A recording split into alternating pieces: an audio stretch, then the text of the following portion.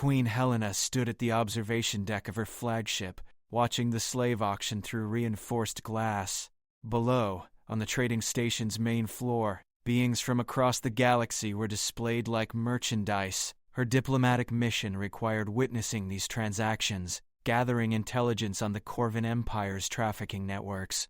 The Queen's expression remained neutral as her security detail maintained formation around her. Captain Ryan Martinez positioned himself at her left shoulder, scanning the crowd below with practiced eyes. 3 other guards flanked their perimeter, weapons concealed but accessible. The Queen wore simple civilian clothing to avoid drawing attention, though her natural authority made anonymity impossible.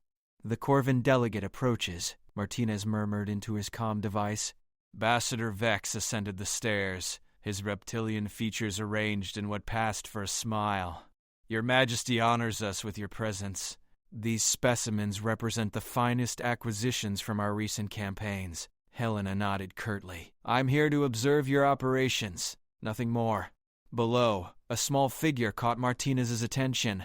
A girl, no older than 12, with silver-blue skin and large dark eyes. Her species was unfamiliar, but her terror was universal. She clutched a torn piece of fabric, pressing herself against the auction platform's edge as potential buyers examined her like livestock. "That one shows promise," Vex continued, following Martinez's gaze. "Rare genetic markers. Telepathic potential. The bidding will be substantial." The Queen's jaw tightened almost imperceptibly. Martinez noticed the subtle shift in her breathing pattern. 20 years of protection detail had taught him to read her micro-expressions. Something about this particular auction had triggered her protective instincts. "Her planet's government sold her people to settle mining debts," Vex explained casually. "Efficient solution to their economic troubles."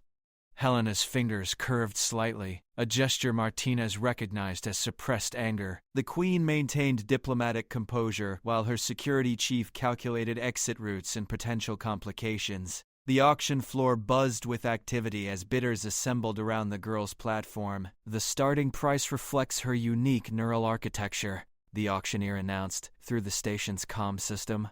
"Bidding begins at 50,000 credits." Numbers flashed on the displayed screens as offers poured in from across the trading floor. The girl's expression grew more desperate with each escalating bid. She understood enough to know her fate was being decided by strangers who saw her as property. Martinez watched Queen Helena's reflection in the observation glass. Her royal training kept her face neutral, but her eyes blazed with controlled fury. The captain had served her through diplomatic crises, assassination attempts, and interstellar conflicts. He had never seen her struggle this hard to maintain protocol. The child's telepathic abilities make her particularly valuable for information extraction, Vex noted with obvious pride. "My clients have specific requirements for such talents." The girl's small hands trembled as she tried to make herself invisible among the other slaves. Her species' natural camouflage abilities flickered weakly, suggesting exhaustion and trauma had damaged her control. Helena stepped closer to the glass. "What happens to subjects who resist telepathic conditioning?" "Resistance is temporary," Vex replied smoothly. "Our conditioning protocols are quite effective. Within months, subjects become completely compliant." Martinez felt the temperature in the room seem to drop. The Queen's stillness had taken on a dangerous quality. Her security chief positioned himself to intercept any sudden movement while maintaining his apparent casualness. The auction reached its climax at 400,000 credits.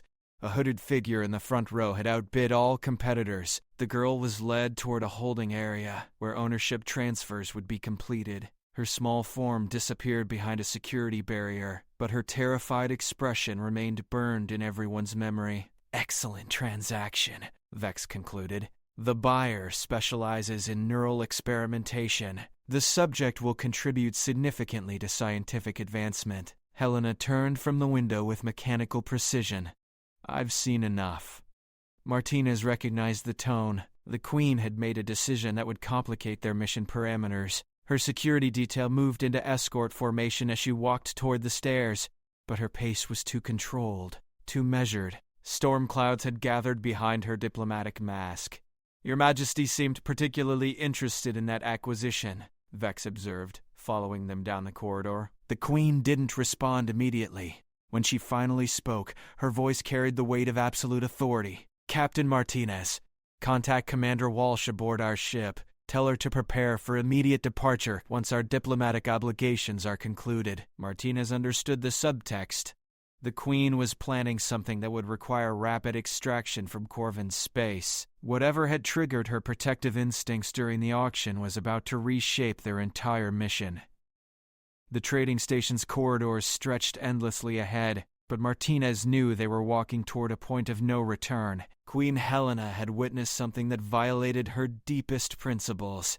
The consequences would follow them across the galaxy. Queen Helena moved through the trading station's lower levels with purposeful stride, her security detail maintaining formation despite the increasingly dangerous territory. Martinez kept his hand near his concealed weapon while tracking potential threats through peripheral vision. The Queen had ordered this deviation from their planned route, citing interest in the station's logistics operations. "Your Majesty, this section is restricted to authorized personnel only," Martinez warned quietly. The corridors here smelled of industrial lubricants and desperation.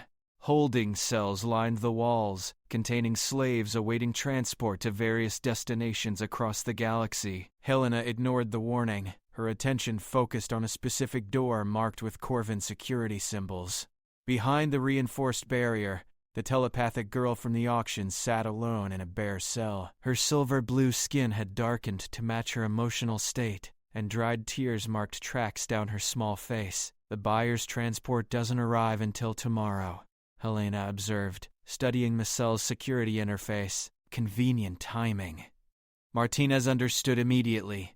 The Queen wasn't planning a diplomatic solution. Her royal bearing had shifted into something more primal, more dangerous. 20 years of protection had taught him when to follow orders without question. "Ma'am, this violates numerous interstellar treaties," he said quietly, fulfilling his obligation to voice concerns while knowing she had already decided. Helena approached the cell door with steady determination. "Captain, are you familiar with the Human Expansion Charter, Article 7? Martinez nodded grimly. Article 7 allowed for intervention in cases of crimes against sapient beings, regardless of local laws or diplomatic consequences. The Queen was invoking emergency humanitarian protocols that would effectively declare war on their current mission parameters. The girl looked up as Helena knelt beside the transparent barrier. Their eyes met across species boundaries, and something passed between them that transcended language. The child's natural telepathic abilities were apparently intact enough to sense the Queen's intentions. "Can you understand me?" Helena asked softly. The girl's head moved in what might have been a nod. Her species equivalent of tears began flowing again. But these seemed different. Hope had entered her expression alongside the fear. Martinez scanned the corridor while his Queen worked to bypass the cell's electronic locks. His training had prepared him for diplomatic crises, not prison breaks in hostile territory. Every procedure manual they had ever studied was about to become irrelevant. "Your Majesty, station security will respond within minutes once alarms activate," he reported. "Our exit window is extremely narrow." Helena's fingers moved across the control panel with surprising skill. "Naval training includes emergency rescue protocols, Captain. I remember my lessons." The lock disengaged with a soft click. That seemed to echo through the entire station. Helena pushed the door open and extended her hand toward the frightened child. The girl hesitated only briefly before taking the offered assistance. Martinez activated his emergency beacon, alerting their ship to prepare for immediate extraction. The station's security systems would detect the breach within moments. Their peaceful diplomatic mission had just transformed into something approaching an act of war. The girl stood unsteadily, malnutrition and trauma evident in her fragile movements. Helena steadied her with gentle hands, then lifted the child without hesitation. The Queen's expression had transformed from diplomatic neutrality to fierce protectiveness. "Commander Walsh, this is Martinez," he spoke into his comm device. "Execute emergency extraction protocol. We need immediate pickup at Dock 7. Confirmed, Captain. Shuttle launching now. Estimate arrival in 4 minutes. Alarms began wailing throughout the station as they hurried through the corridors toward the departure bay. Security personnel would be mobilizing, sealing exits, and activating lockdown procedures. Helena carried the girl without showing strain, her royal training overriding physical limitations through sheer will. "The Corvin Empire will consider this an act of aggression," Martinez warned as they reached the dock levels. Helena's voice carried absolute conviction. "Let them." The girl pressed against the Queen's shoulder, her small form finally relaxing slightly as distance increased between her and the auction block. Whatever telepathic abilities she possessed were apparently telling her that these strangers represented salvation rather than another form of captivity. Security forces rounded the corridor behind them, weapons drawn but hesitant to fire on diplomatic personnel. The political implications of harming a human queen would cascade across multiple star systems, potentially triggering interstellar conflicts. "Stop by order of Corvin Station Authority," the lead security officer commanded. Helena didn't slow her pace. "I invoke Article 7 of the Human Expansion Charter. This subject is under our protection." The shuttle bay doors stood open ahead of them, with their rescue craft already maneuvering into position. Martinez could see Commander Walsh at the controls, her face grim with concentration as she prepared to extract them from increasingly hostile territory. The girl whispered something in her native language, too soft for translation devices to register. Helena responded by holding her more securely, conveying protection through action rather than words. The trust between them had formed instantaneously, bypassing all normal diplomatic protocols and species barriers. Whatever consequences followed from this moment would reshape their mission entirely. The shuttle's engines roared as Commander Walsh brought their extraction vessel alongside the docking platform. Helena ran across the metal grating with the alien girl clutched against her chest, Martinez covering their rear, while Corvin security forces closed the distance behind them. "Go, go, go," Martinez shouted into his cum as they dove through the shuttle's open doorway. Walsh didn't wait for confirmation. The small craft lurched away from the station as magnetic locks disengaged and artificial gravity fluctuated wildly. Helena braced herself against a wall while maintaining her protective hold on the girl, whose silver-blue skin flickered with stress patterns that painted her fear in living color. "Station defense platforms are powering weapons," Walsh reported from the cockpit. "They're demanding we return their property immediately." Helena's voice cut through the engine noise with royal authority. "Their property was a sapient being sold into neural experimentation. We don't negotiate with slavers." The girl looked up at Helena with eyes that held ancient wisdom despite her apparent youth. Her species clearly matured differently than humans, but trauma had aged her beyond her physical development. She spoke softly in her native language, the translator finally catching enough words to provide meaning. "She's asking if we're taking her to another auction," Martinez relayed grimly. "Her people were told they were being relocated to safety." Helena knelt down to meet the girl at eye level, her royal training dissolving into pure human compassion. "What's your name, sweetheart?" The girl's response came hesitantly, as if speaking had become dangerous. "Zara." "Zara, I'm Helena. We're taking you somewhere safe. No one will hurt you anymore." The shuttle shuddered as energy beams flashed past their viewport. The trading station's defense forces were firing warning shots, but Helena knew the situation was escalating beyond diplomatic solutions. Her decision to rescue Zara had effectively declared war on an entire star system. "Ma'am, the mothership is requesting immediate docking," Walsh announced. "Captain Morrison wants us aboard before the Corvins scramble their fighter squadrons." Helena nodded while keeping her attention focused on Zara. The girl's natural camouflage abilities were still functioning sporadically, her skin shifting between silver blue and deep purple as emotions fluctuated. Helena had never encountered this species before, but maternal instincts transcended all scientific classifications. "Are there others like you on that station?" Helena asked gently. Zara's expression collapsed. "My brother. They separated us during processing. He's smaller than me." Martinez felt his stomach drop.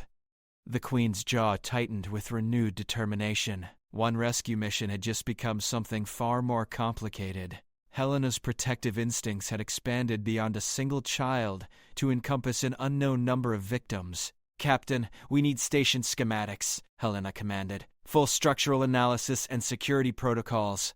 Your Majesty, our orders were to extract you immediately after diplomatic contact concluded, Martinez reminded her. We don't have authorization for extended operations in hostile territory. Helena stood with Zara still in her arms, her bearing transforming into something that combined maternal fury with royal command presence. Captain, I'm giving you new orders. We locate Zara's brother before departing this system. The shuttle docked with their main vessel as Corvin fighters launched from the trading station. Helena carried Zara through the airlock while her security detail prepared for what was rapidly becoming a military operation. The girl pressed close to the Queen, finding security in Helena's unwavering presence.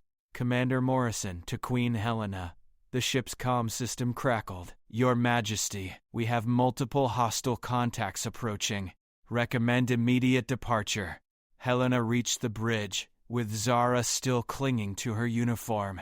The main view screen displayed the trading station surrounded by defensive platforms and approaching fighters. Their single diplomatic vessel was outnumbered 50-1, but Helena's expression showed no concern for the odds. Commander, scan for additional life signs matching Zara's species aboard the station, she ordered.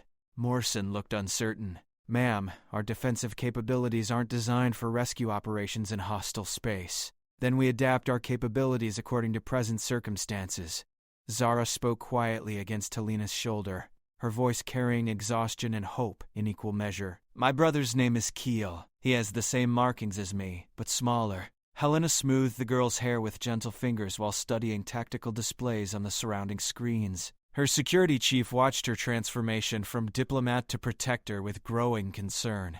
The Queen's maternal instincts were overriding all strategic considerations. Your Majesty, the Corvin Empire will interpret further aggressive actions as declarations of war, Martinez warned carefully. Helena's response carried the weight of absolute monarchy. Then let them interpret it correctly. The bridge fell silent, except for the hum of scanning equipment searching for one small life among thousands. Zara had triggered something primal in their queen, something that would reshape interstellar relations for generations. Whatever happened next would be remembered as the moment Queen Helena chose compassion over diplomacy. Morrison's tactical officer looked up from his console with grim confirmation. Contact acquired, Your Majesty. One additional life sign matching the subject's biosignature, located in Holding Area 7. Helena's scanner readings revealed the trading station's internal layout with painful clarity. Holding Area 7 was located in the station's deepest level, surrounded by multiple security checkpoints and defensive barriers. Extracting Zara's brother would require penetrating the most heavily protected section of the entire facility. Ma'am, that location is essentially a fortress, Martinez observed quietly. Our shuttle can't approach those coordinates without triggering every defensive system on the station. Helena studied the tactical display while Zara dozed fitfully in her arms. The girl's exhaustion had finally overcome her fear, allowing her to rest for the first time in days. Helena's protective embrace seemed to have convinced Zara's instincts that safety was finally possible. Commander Morrison, what's our maximum sustainable shield rating? Helena asked. 80% deflection under normal combat conditions, Your Majesty. But those defensive platforms pack military-grade firepower. Helena's strategic mind began calculating possibilities that would have horrified her diplomatic advisors. The Queen was preparing to risk an interstellar incident for 2 alien children, whose names she had learned only minutes earlier. Her maternal instincts had completely overridden political considerations. Captain Martinez, assemble a 6-person extraction team, she commanded. Full combat gear and emergency medical supplies. Martinez understood immediately that his queen intended to lead the mission personally. 20 years of protection detail had taught him when arguments would be futile. Helena had crossed some internal threshold that made retreat impossible. Your Majesty, regulations prohibit royal personnel from participating in direct action operations, he stated formally, fulfilling his obligation to voice proper procedure. Helena's response carried finality that ended all discussion. Captain, my regulations supersede your regulations. The bridge crew prepared for what military historians would later classify as the most audacious rescue mission in human space exploration history. Queen Helena was about to risk her life, her ship, and potentially peace between two stellar empires for children she had never met until today. "Zara," Helena whispered gently, "we're going to find Keel." The girl's eyes opened slowly, silver-blue depths reflecting hope that had been systematically crushed by months of captivity. Her species' telepathic abilities were apparently strong enough to sense Helena's absolute determination. Whatever reservations Zara might have had about trusting these strangers had vanished. "The station's launching additional fighter squadrons," Morrison reported. "Estimated time until optimal engagement range is 12 minutes. Helena kissed the top of Zara's head with surprising tenderness. "Commander Walsh will stay with you while we retrieve your brother. She'll keep you safe." Zara's small hands gripped Helena's uniform with desperate strength. Her species had clearly evolved strong family bonds, and separation anxiety was interfering with rational thought. The girl understood that Helena was preparing to leave her, even temporarily.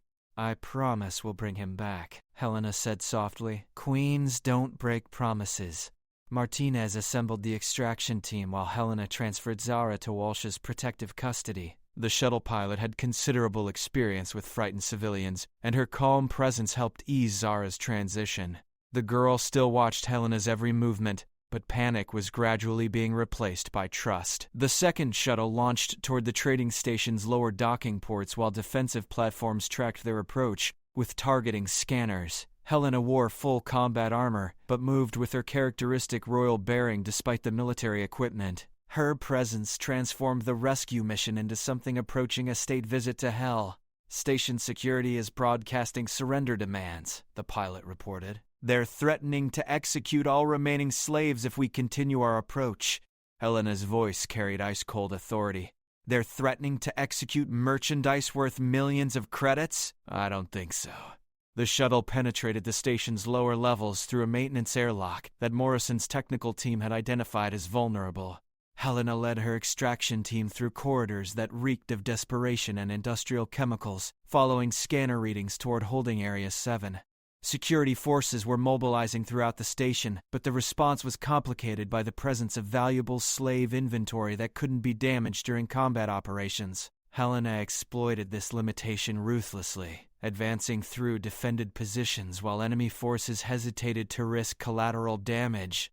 "Target acquired," Martinez reported as they approached the final security checkpoint. One small humanoid, species consistent with Zara's biosignature, located behind reinforced barriers. Helena could see Keel through the transparent aluminum walls of his cell, a boy even smaller than his sister, curled in a corner with the same silver-blue skin. His natural camouflage abilities flickered weakly, suggesting trauma had damaged his control just as it had affected Zara.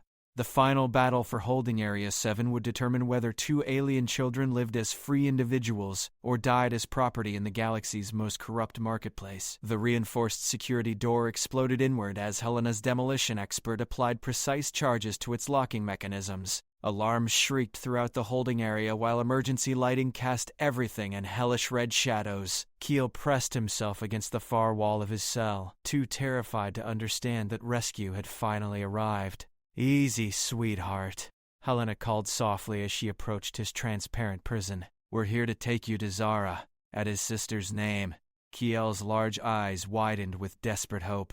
His species' telepathic abilities were apparently strong enough to sense Helena's genuine intentions despite the chaos surrounding them.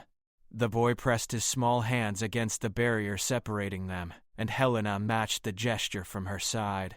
Martinez worked frantically to bypass the cell's electronic locks, while security forces regrouped in the corridors behind them. The trading station's defensive systems were designed to contain escaped slaves, not repel military extraction teams led by determined royalty. "Ma'am, we have multiple contacts approaching from 3 directions," one of her guards reported. "Estimate 2 minutes before they reach this position." Helena's scanner revealed Keel's physical condition with disturbing clarity. The boy showed signs of malnutrition and psychological trauma that mirrored his sister's suffering. Whatever had happened to their people had been systematically designed to break their spirits before selling their bodies.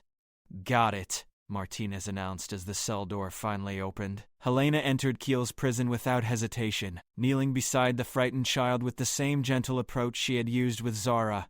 The boy was even smaller than his sister, perhaps 8 years old in human terms, though his species' development patterns made age difficult to estimate. "Your sister is waiting for you on our ship," Helena said quietly. "She's safe now." Keel whispered something in his native language that the translator couldn't process fully, but his tone conveyed question and desperate hope. Helena responded by lifting him carefully, allowing her actions to communicate what words couldn't adequately express. The extraction team moved through the station's lower levels with newfound urgency, as security forces closed in from multiple directions. Helena carried Keel while Martinez coordinated their fighting retreat through corridors that seemed designed specifically to trap escaped prisoners. "Shuttle bay in sight," someone called forward. Their escape craft waited with engines already spinning and Walsh ready to execute immediate departure. Helena could see Zara pressed against the viewport, watching for any sign of her brother's return. The girl's expression transformed from anxiety to joy as Keel came into view. "Zara!" Keel called weakly as Helena carried him aboard. The reunion between siblings was immediate and intense. Zara wrapped her arms around her brother, while both children dissolved into tears that seemed to release months of accumulated terror and despair. Helena watched their embrace with satisfaction that made all the political complications worthwhile. "All personnel aboard," Martinez reported, requesting immediate departure. The shuttle launched from the trading station as defensive platforms opened fire with deadly energy beams. Walsh executed evasive maneuvers that threw everyone against the bulkheads while maintaining their escape trajectory toward the waiting mothership. "Sister," Keel whispered against Zara's shoulder, using enough human language for the translator to process his meaning. "I thought you were gone forever." Helena secured both children in crash restraints, while their shuttle dodged increasingly accurate weapons fire from the station's defense systems. The Queen's mission had evolved from diplomatic contact to humanitarian rescue to military extraction in the span of hours.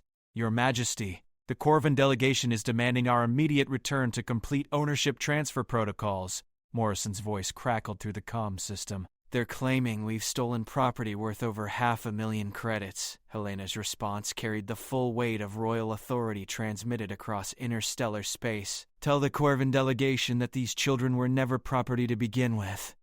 The mothership's hangar bay opened to receive their shuttle as fighter squadrons from the trading station pursued them into open space.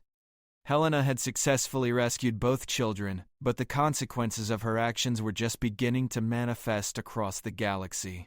Zara and Keel held each other with the desperate intensity of siblings who had nearly lost everything. Their silver-blue skin had begun showing healthier color patterns as stress levels decreased and hope returned to their young lives.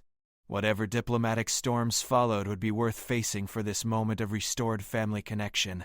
The royal flagship's medical bay hummed with activity as Dr. Patricia Newman examined both children with gentle thoroughness.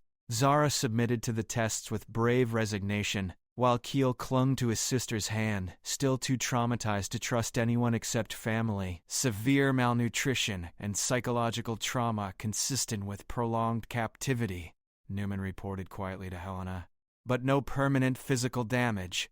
Their species appears remarkably resilient. Helena stood watch over both children while her ship's crew prepared for the political firestorm that was undoubtedly approaching. The Corvin Empire would demand satisfaction for what they considered theft of valuable property. Human diplomats would struggle to explain their queen's unprecedented actions. "Your Majesty, incoming transmission from Earth Command," Morrison announced through the medical bay's comm system.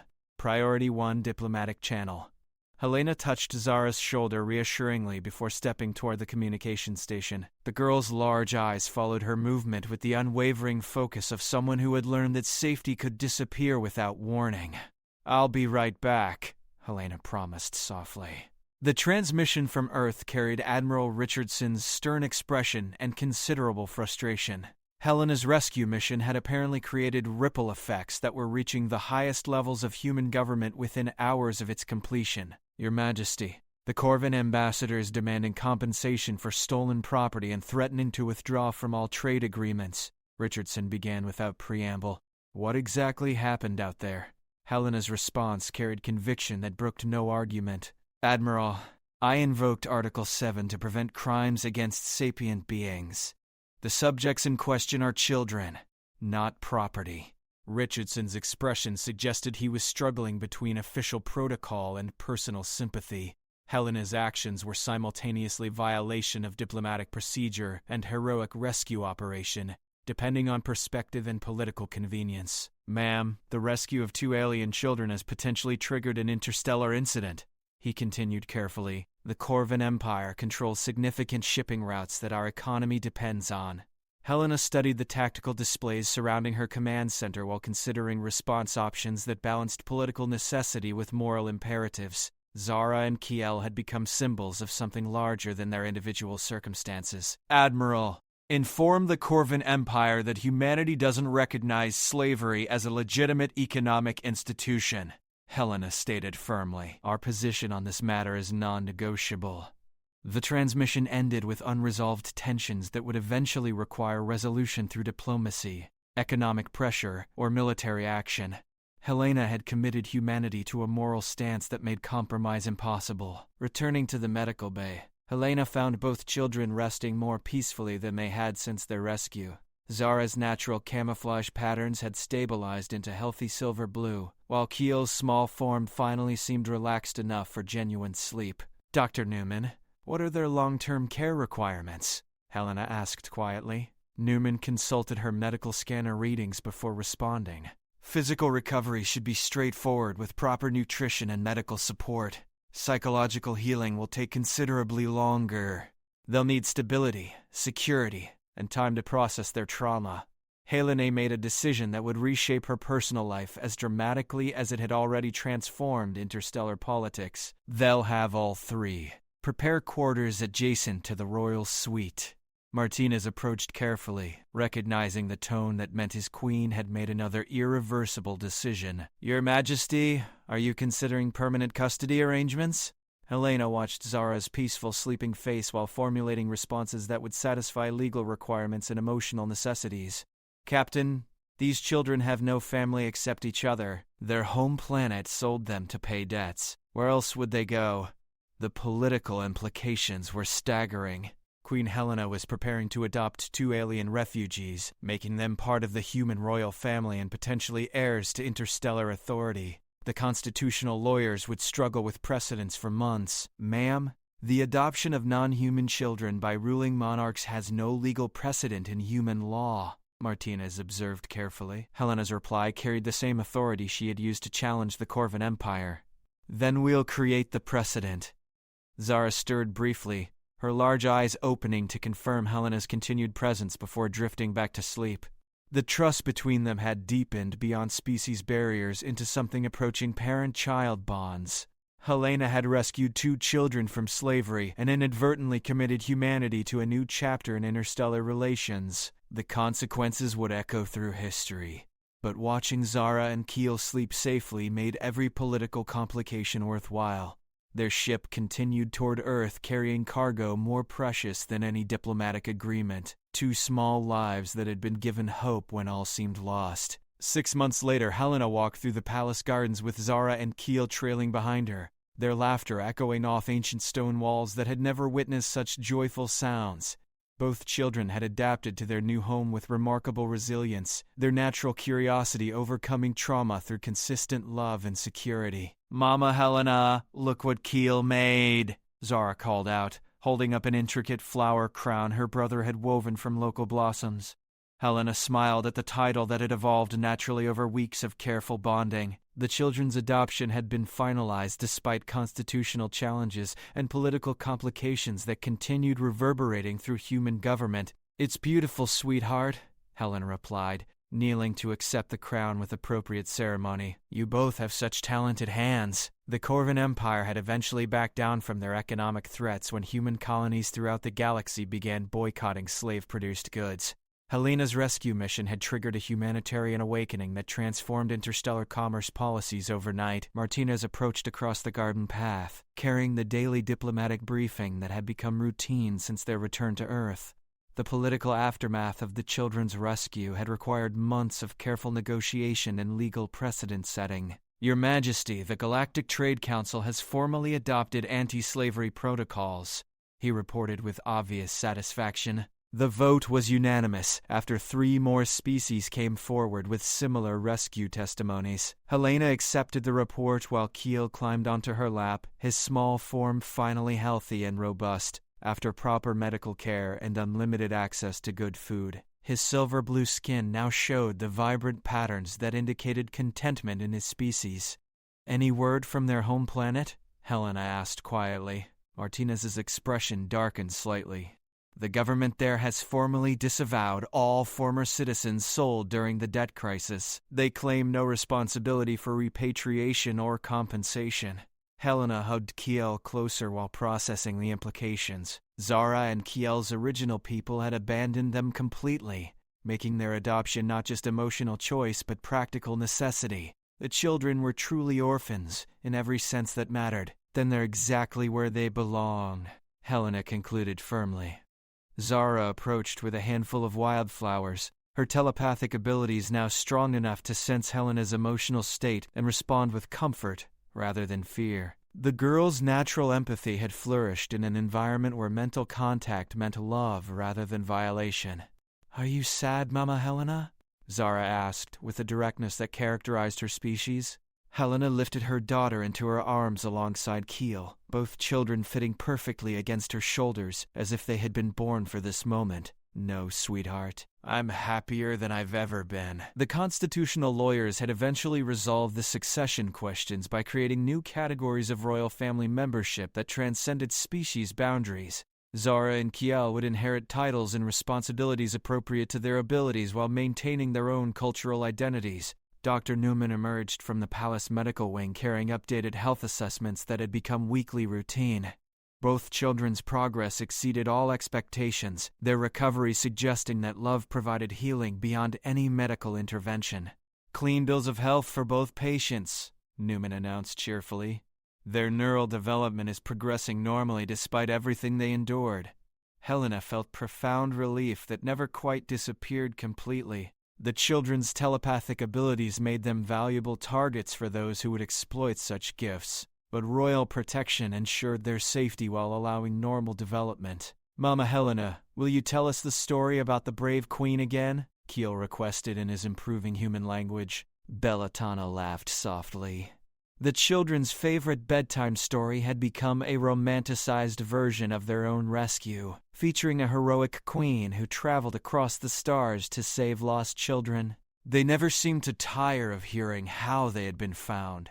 "Once upon a time there was a queen who believed that all children deserved to be free," Helena began, walking toward the palace as evening approached. Martinez followed at respectful distance, while the royal family headed toward dinner and evening routine that had become precious beyond diplomatic achievements or political victories. 2 small lives had taught a galaxy that compassion could reshape the fundamental structures of civilization. The rescue mission that began as humanitarian impulse had evolved into interstellar legal precedent. Helena's maternal instincts had accidentally triggered the most significant civil rights advancement in galactic history.